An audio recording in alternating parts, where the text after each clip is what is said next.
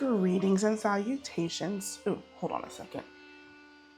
It was shaky. That's better. It's not great, but it's better. I had to undo some things. I was supposed to go and do a stream somewhere else, but didn't do that, so I had to rehook things up. So things aren't quite as they were. But they're okay. We'll make do. We'll get by. Anyway, time for some Astrologaster. Last we played. I know I rambled and did not accomplish a lot. So let's see if I can rectify that this time and get a little more content in and less history that nobody probably cares about. We'll see.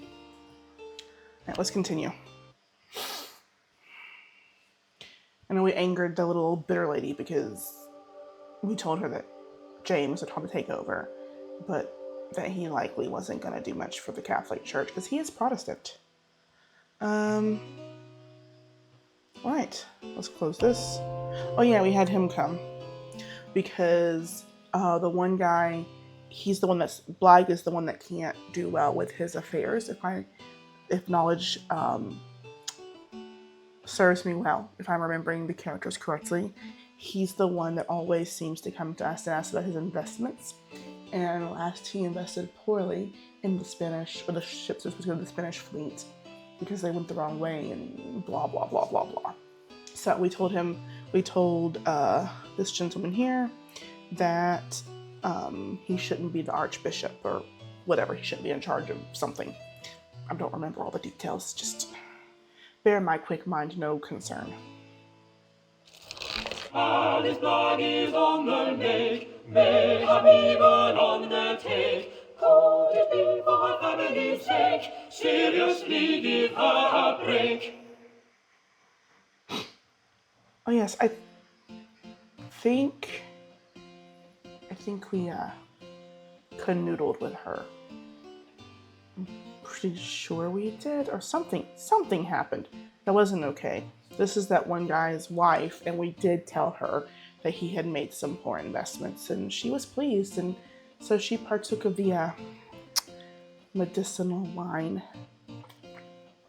And based on what the report said later on, some hanky-panky may have taken place. I didn't do it. Turn. God give you good day, Mistress Blag. Pray tell, what brings you? I would know whether my lover, Owen Wood, is resolved to leave me something in his will. A small legacy, mayhap. A large one. I do hope he intends to leave me something. Owen Wood? He is the Dean of Armagh, is he not? Was not your interest directed toward the Bishop of London? Aye, but your counsel for wooing him served me most ill. When the bishop came to visit the archbishop in Lambeth, I smiled and nodded and kept my knees together like you advised, but 'twas all for naught. The archbishop's wife thought I was taken ill and sent me to bed directly after dinner. Forsooth, I am sorry to hear it, though mayhap it was for the best. Now, perchance we may proceed to this matter concerning Owen Wood. Pray tell, why would you wish to know whether he has included you in his will? Is he gravely ill? Not presently, but methinks he will be soon, for he has gone to Ireland to join that peacocking mumphead, the Earl of Essex. I see. He has gone to fight in Robert Devereux's military campaign to put down the Catholic rebels in Ireland. But you're being a little harsh, are you not? 'Tis true he has had some bad luck of late, but the Earl is a fine... Oh, a swole-headed failson is what his lordship is. 'Twould not surprise me if he read his map upside down and marched his men into a bog to drown. Pray, let us do my reading, if you please. Certainly. Oh, If Lord. Owen Wood, the Dean of Armagh, were to die, would Alice Blag inherit anything from his estate? I don't like answering questions like this, just like the last question she asked. I like sick people questions. That's easier. But divining, I'm just guessing. I don't know. Oh, I got 3 options. I don't like having this many options, guys. Okay. Owen has frittered away his fortune. Ooh. Dean Wood's time in Ireland will be gentle. Okay.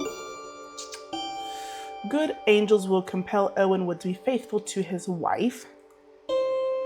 The romance between Alice Blogg and Owen Wolf is marred with conflict and deceit. Okay. Owen Wood is keeping a secret that ought to be revealed upon his death. Owen Wood could not resist being charitable to his lover Alice. She is due to receive a legacy from Wood upon his death, much to the surprise and chagrin of Mistress Wood. Okay, this one's got a lot of stuff going on with it. Let me double check. I don't think the others had 3 or 4 things. I think that they had just 2.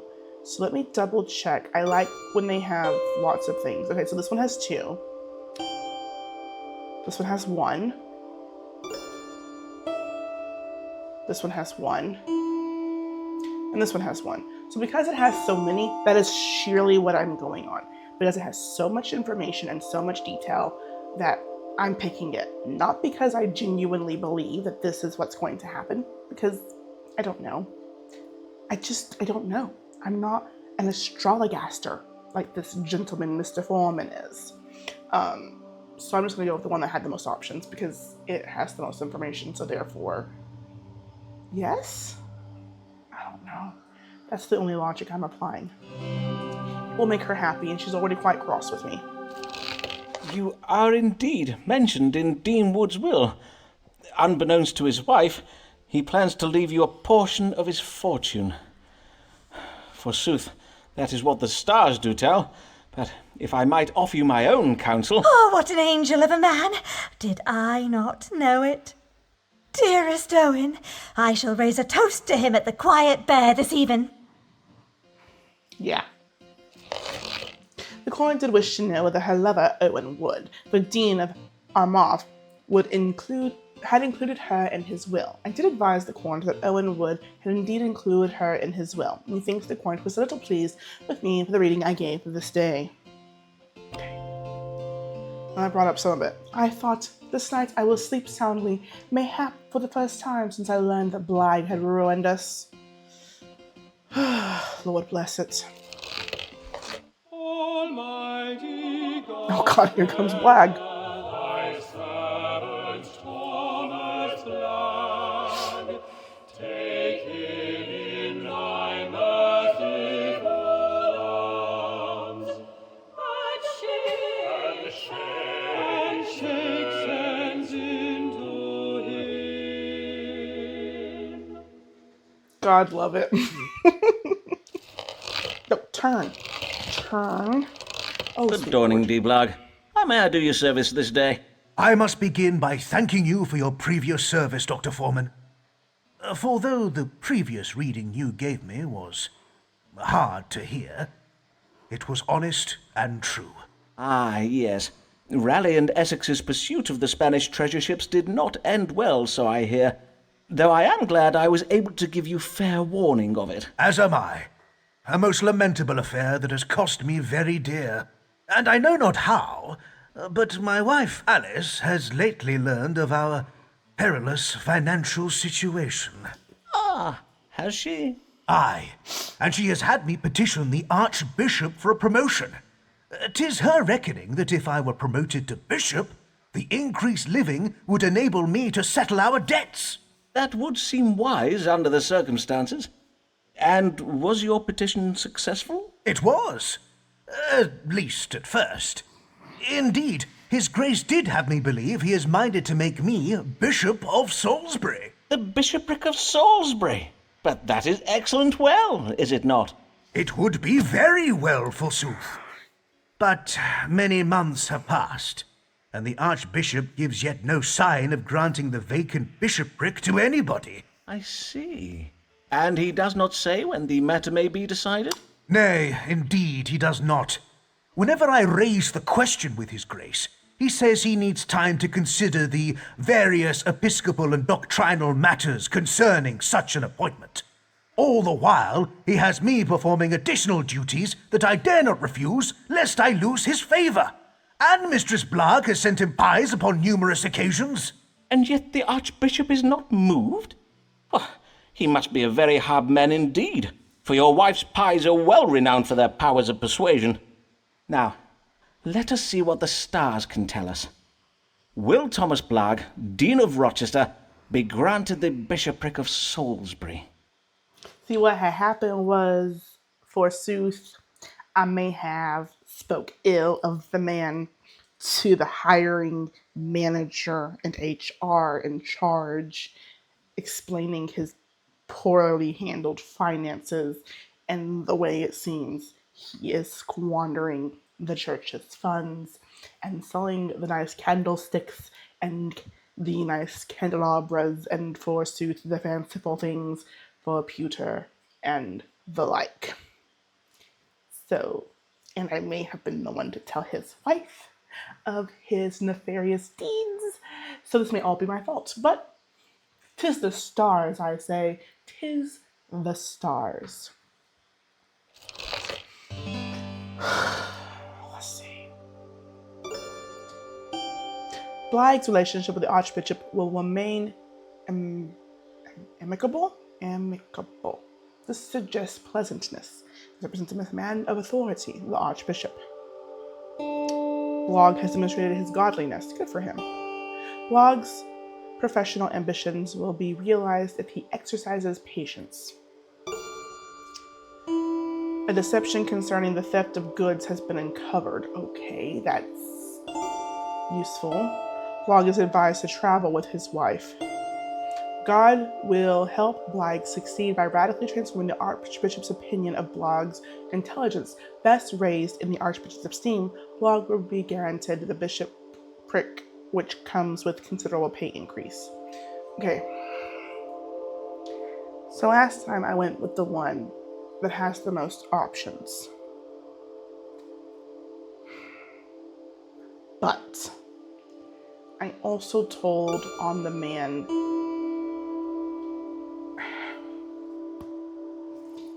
This one only has one, which is the exact opposite of the logic that I used last time. I know.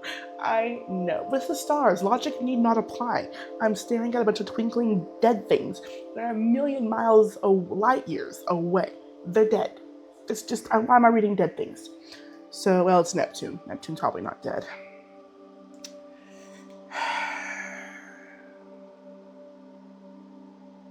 I don't know if I should speak from my truths or if I should speak from...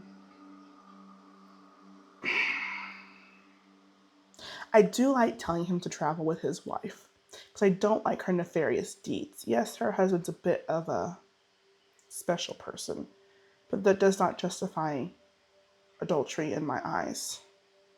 Nothing justifies adultery. You leave. You don't cheat, you leave.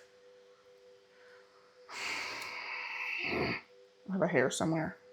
There it is. Get, it's tucked in my glasses. Get. Here. Okay. How do I want to play this? Do I want to play it in the favor and receive my letter of recommendation?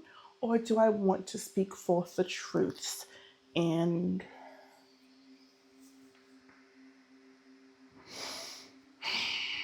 I don't know what to do, guys. This is a toughie. Okay.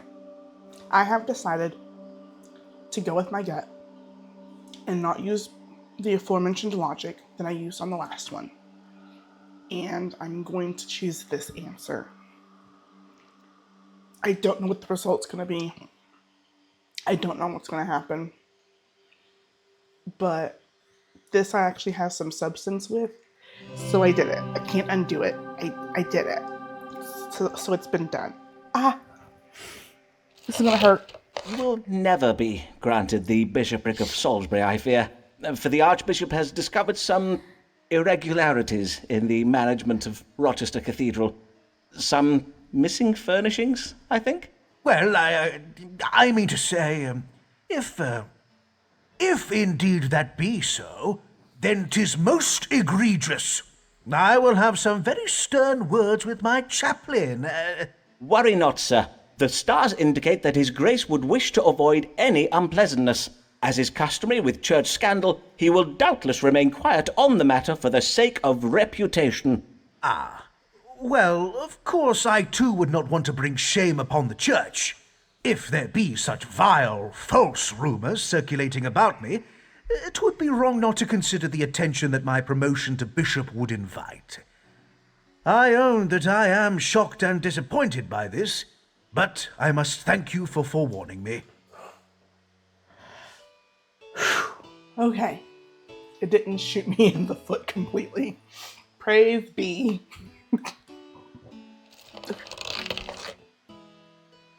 Alright. The Court did wish to know if he will be granted the bishopric of Salisbury. I did advise the Court that he will never be granted the bishopric of Salisbury owing to his embezzlement of church funds. Methinks the Court was somehow pleased with me for the reading I gave this day. I'm glad I went with my gut. I got a letter! Yes. Yay! Honesty is the best policy, ladies and gentlemen. Oh, the Court will return from their consultation. Would that I had not replaced all the silver candlesticks with pewter and left the two on the altar. Lancelot more struck by the muse, for his sonnets found there be no excuse. Many do wish to strike him as well, and for his verse they damn him to hell. Ah, yes, it's the lecher. The shallow lech. The curious gentleman. Hey, what does he want? Good morrow, Mr. Moore. You are returned from Italy, I see. Aye, and I had the most enlightening experience. My tutors taught me all about those ancient Romans and whatnot. Indeed, 'tis a changed man you see before you now. A worldly man of culture and learning. Oh, well then. Mayhap you would benefit from taking a tour of Italy yourself, Foreman. Alas, Mr. Moore, I must remain in London to care for my querents. To wit, what brings you this day? Well, no sooner did I return to London than I did become acquainted with the most wondrous creature. I'm sure. A lady who has been lately widowed. Ah, let me just take some notes here. Is this one dark or fair? Auburn with eyes of green, mayhap?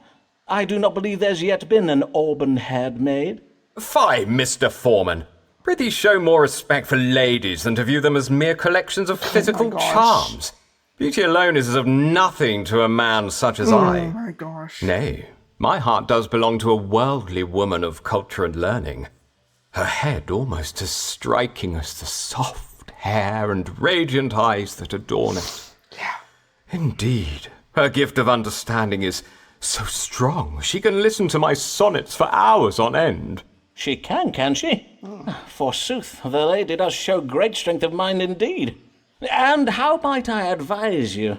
I would have you tell me whether I should marry her, for, as you know, I have offered my troth to ladies in the past, and it has not ended well for me. So, this time I did tell myself, Lancelot, you will proceed with caution. You will know the lady for at least a month before you think of wedding her, and then you'll go directly to Foreman for his counsel. Then let us consult the stars now. Should Lancelot Moore marry this wondrous and worldly widow? A month. Is that like, is time different then? Well, they didn't live as long, I don't think, due to, disease and the like. But a month? Could you imagine marrying someone after knowing them just a month? Of course, in this time they had the arranged marriages and didn't need to pick their husbands most of the time anyway. I can't fathom such. Okay. Let's see what the stars do hold. I've not been getting very many health questions, and that's just not my favorite. I prefer the health questions. We've been over this. Alright. Deceitful hidden motives are at play. Love that for us. Moore is allowing his emotions to rule his finances, putting them at risk by acting impatiently. The match would provoke an unexpected death resulting in an inheritance. Oh lord. This widow is an intelligent woman who aspires to greatness through her relationships. God favors the marriage. It would make a man of Moore. The stars suggest I have cruel intentions toward my court, Lancelot Moore. So the question is, these are very polar opposite readings. Now, I do favor the B a little bit, simply because I myself do have ill intent towards the Corinth.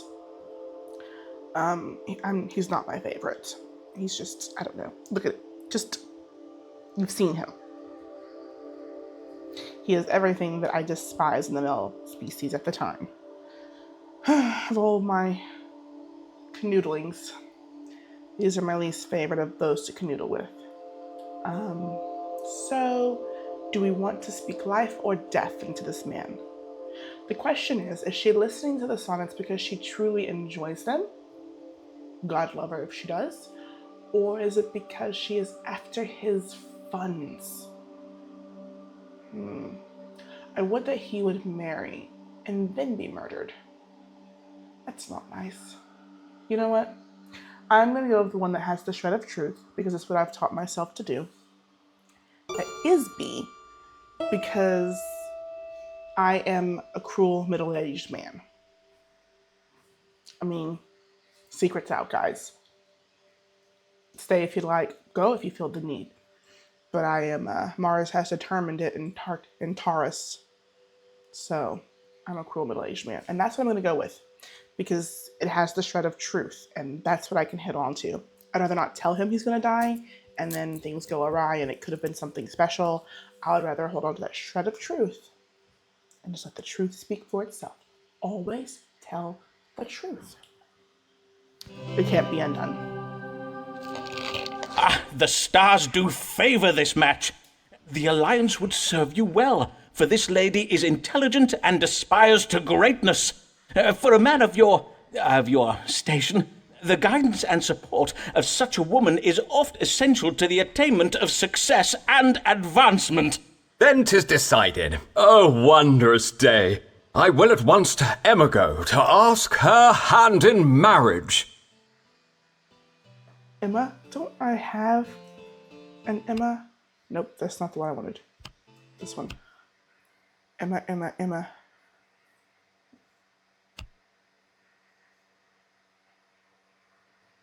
Oh my gosh.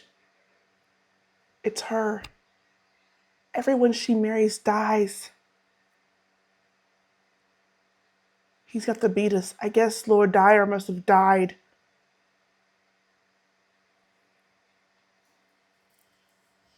He had the diabetes and he was prone for cutting himself. Well, I can't undo what I have done. She tends to marry older, so you know, I don't know if she was necessarily overly sharp. You know what? Her last name is Sharp, so maybe she is? Oh, heavens help me. The Corinth did wish to know whether he should marry his beloved a worldly widow. I did advise the Corinth to marry the widow. Methinks the Corinth is pleased with me for the reading I gave this day. I don't think she's the one killing her husbands.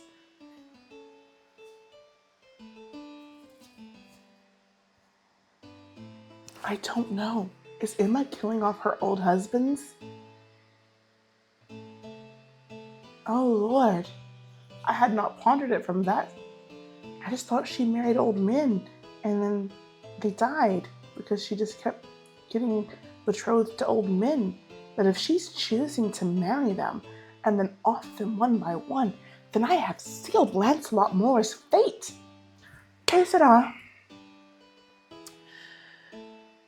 Methinks the Corinth was pleased with the reading I gave this day. That's two in one episode. This is a good one. It makes up for the riffraff and the nonsense of which the last one consisted. The Corinth will return. My parents will be pleased with this match for the time of this time. The Lady Dyer is a very witch widow. Yeah, she is, because all her husbands keep dying. He's not going to live. He's going to die. Sibyl's not blessed, for when she tries her best, 'tis then she dies.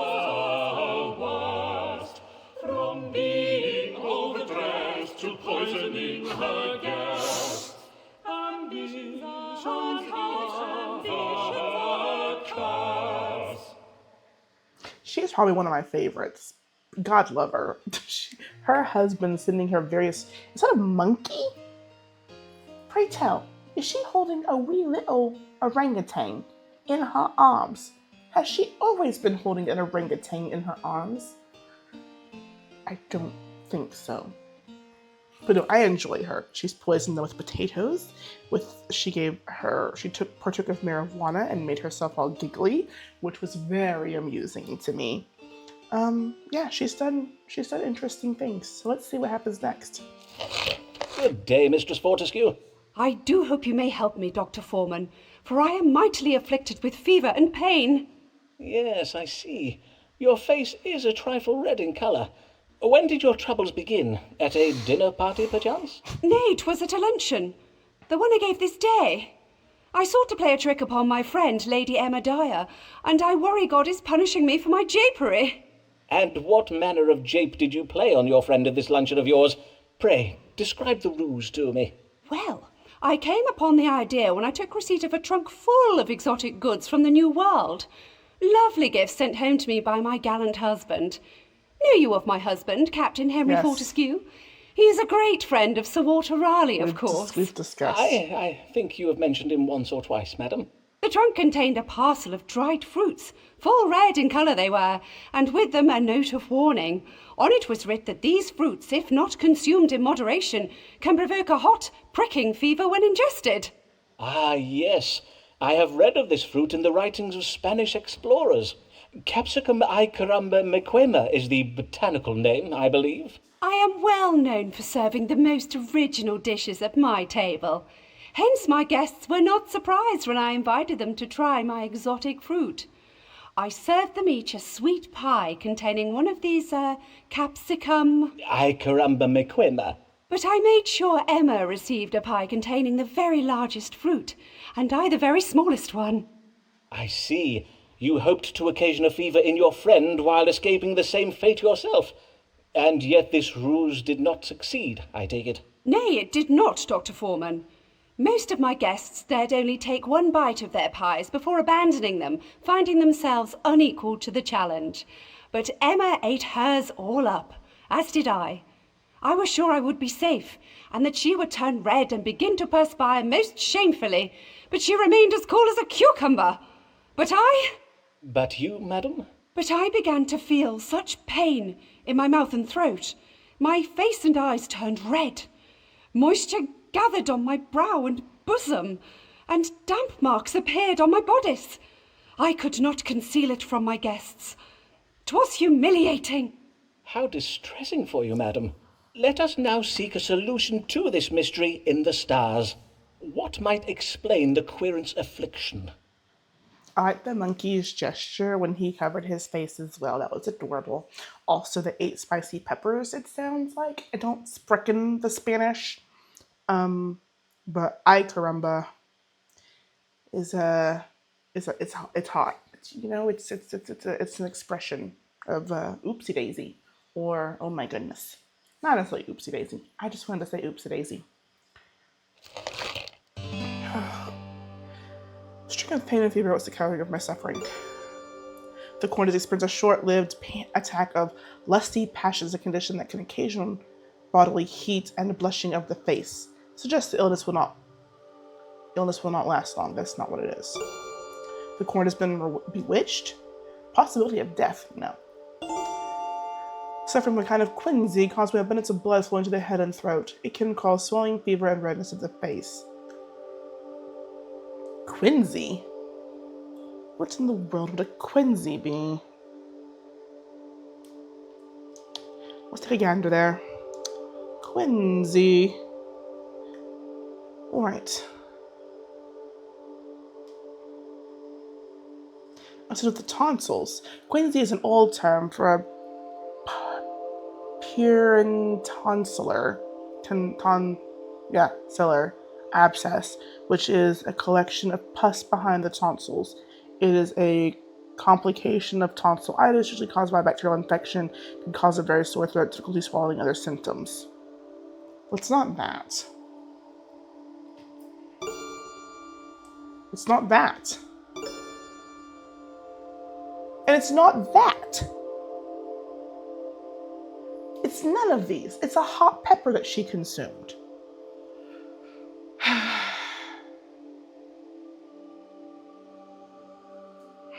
It's not lust.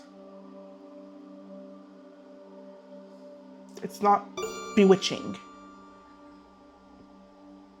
And it's not this.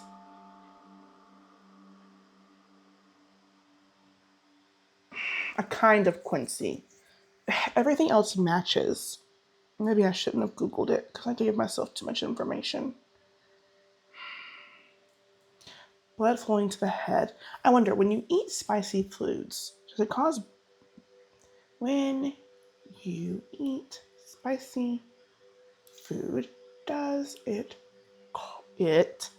cause blood to rush to your head? Let's find out. Do do do do do do do do do do do.